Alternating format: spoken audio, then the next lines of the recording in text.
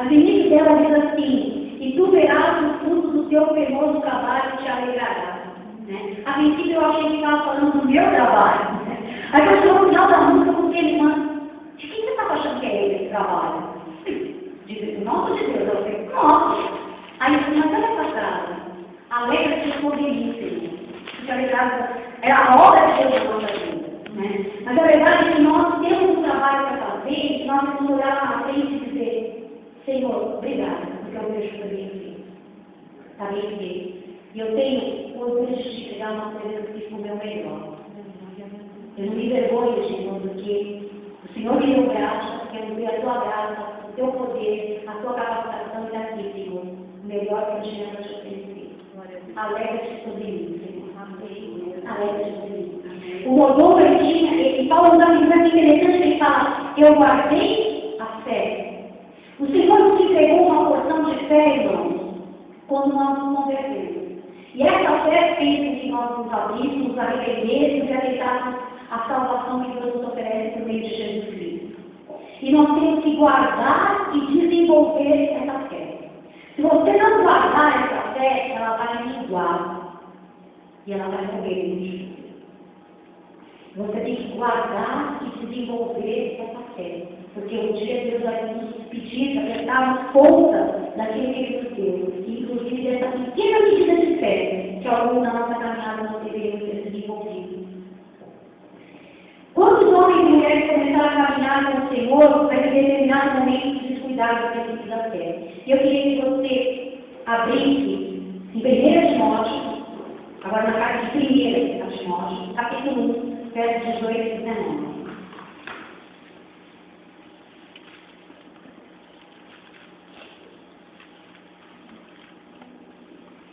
Essa passagem é extremamente interessante. 1 de 1 Timóteo, versículos 18 e 19. Este mandamento te dou, meu filho Timóteo, que segundo as profecias que houve acerca de ti, milite por elas boas. Você recebeu palavras proféticas daquilo que você deveria fazer para Deus. Então, permaneça e combata essa boa milícia.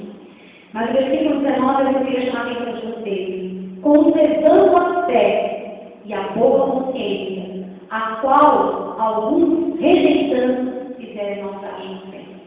Paulo está falando para Timóteo em outro trecho, diz assim, guarda, conserva a fé e a boa consciência, porque muitos irmãos, tendo rejeitado a fé e a boa consciência, naufragaram na fé. Eles começaram com Cristo e não terminaram com Cristo. Porque eles não tomaram conta das coisas importantes. Para quem exerce navegação aquática, né, seja em embarcações a vela, embarcações a motor, existem cuidados para serem tomados. Por exemplo, eu entendo muito da coisa, quando eu era adolescente, a gente velejava um pouco, mas, por exemplo, você não enfrenta uma onda grande com um barco de lado, porque isso vai fazer o barco virar. Se a onda é grande, você tem que enfrentar de frente. Existem estratégias para você não naufragar. Cuidado com o que você tomar. Por isso, o capitão tem que ser extremamente bem treinado para diversas circunstâncias para não fazer com que a embarcação vá assim. Acho que no ano passado, aquele transatlântico que acabou naufragando próximo da costa, né? Se aproximou tanto da costa que bateu o fundo, causou zilhões no fundo transatlântico. O cara botou tudo a perder por descuido. A Bíblia fala, tomem cuidado e guardem a fé e a boa consciência. Porque alguns que não fizeram isso naufragaram na fé. Começaram a jornada com Cristo e naufragaram. O servo de Deus que não guarda a fé certamente naufragará. Quando os homens e mulheres começaram a caminhar com o Senhor, mas em determinado momento se descuidaram do princípio da fé. Foram se afastando sempre da vontade de Deus, se afastando. E quando deram por si, mesmo eles já não tinham mais nada a ver com o Senhor. Eles já estavam desviados. Eles já estavam longe da graça do Senhor. E muitos deles não encontram mais o caminho do arrependimento. Paulo fala, eu guardei a fé. Meu irmão, preserva a fé. Nós temos várias orientações na Bíblia a respeito de como guardar a fé. Mas a Bíblia mesmo diz que a fé é pelo ouvir, e o ouvir na palavra de Deus.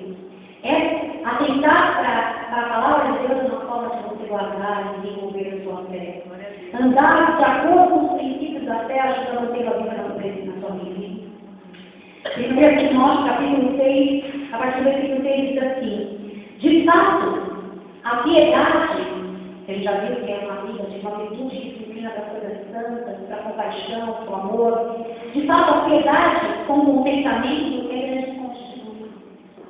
As pessoas, às vezes, elas querem outros tipos de lucro, inclusive o lucro material, o lucro financeiro. Mas Paulo diz assim a Timóteo: a piedade, como um pensamento, é uma fonte de grande lucro, e não lucro material. Pois nada nós temos para este mundo e dele nada podemos levar. Por isso, tendo o que comer e com que vestir, sejamos com isso satisfeitos.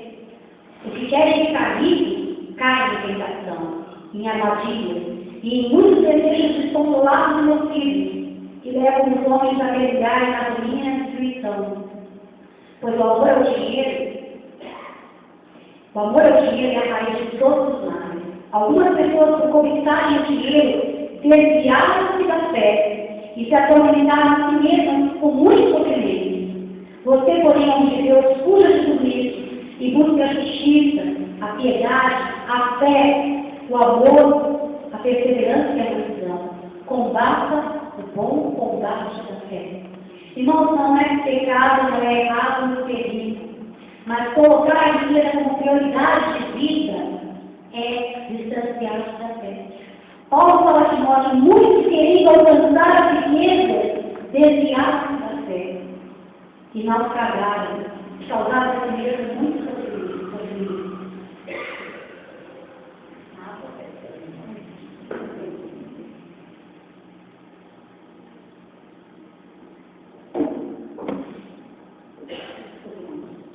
Paulo está ensinando a Timóteo: coloque o foco no que é importante. Ao final da sua vida, ele conclui: eu guardei a fé.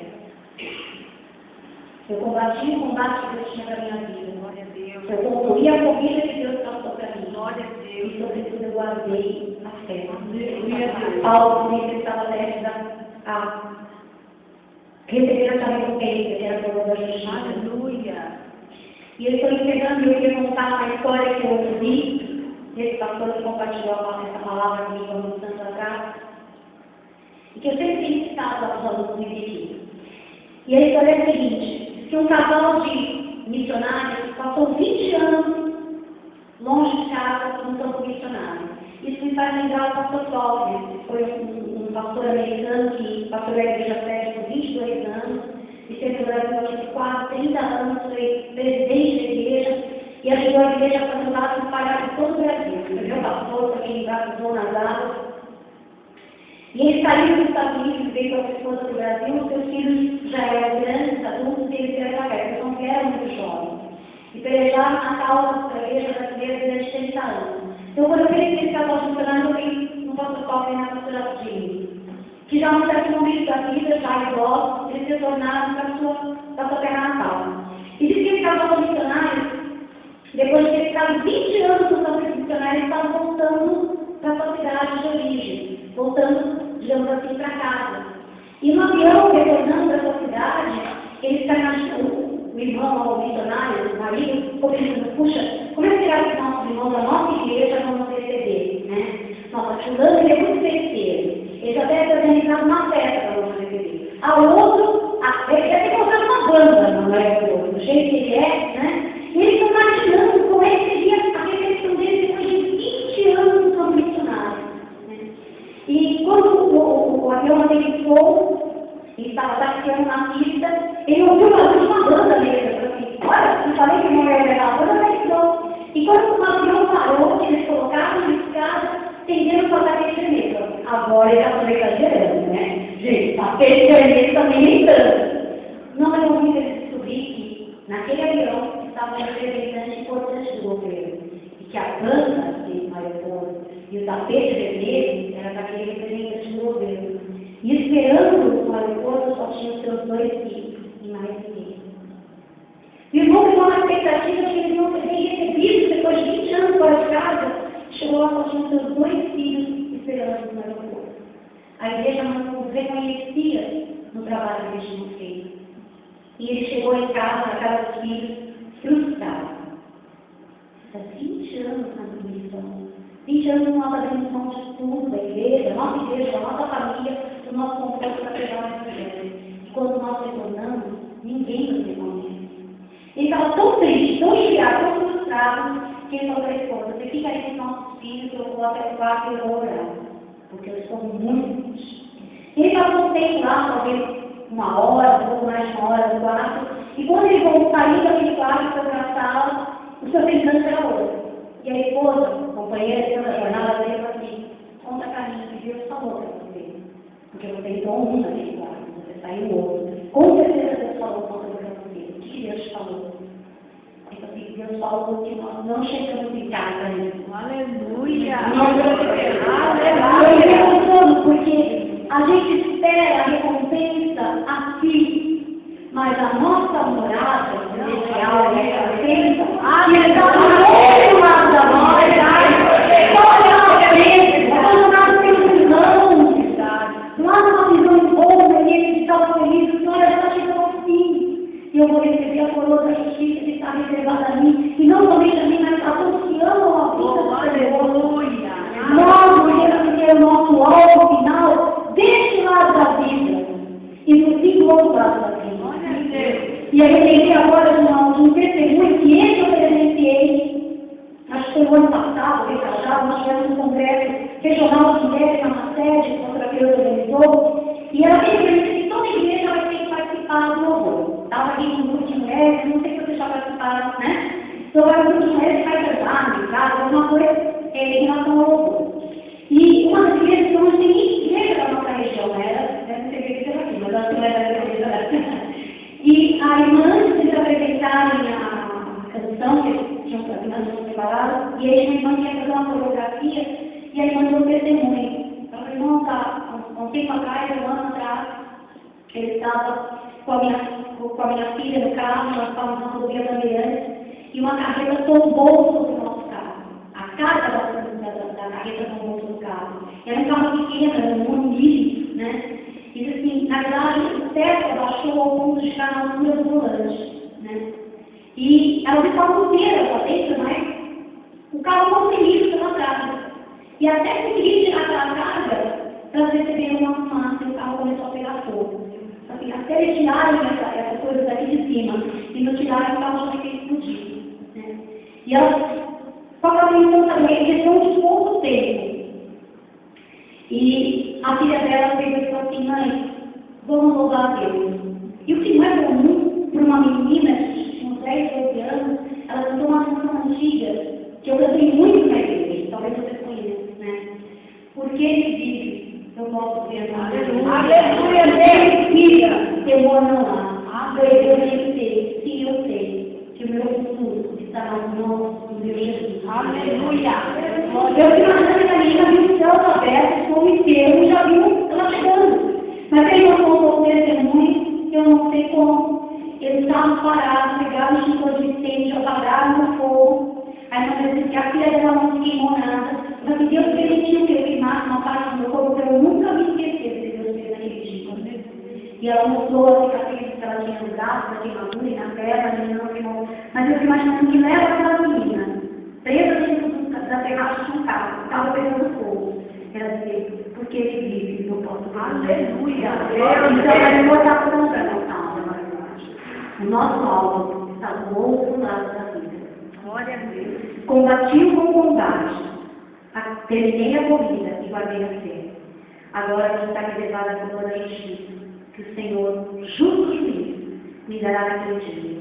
E não somente a mim, mas a todos os que amam a sua vida. Obrigada. Por essa cabeça. Muito obrigada pela sua palavra.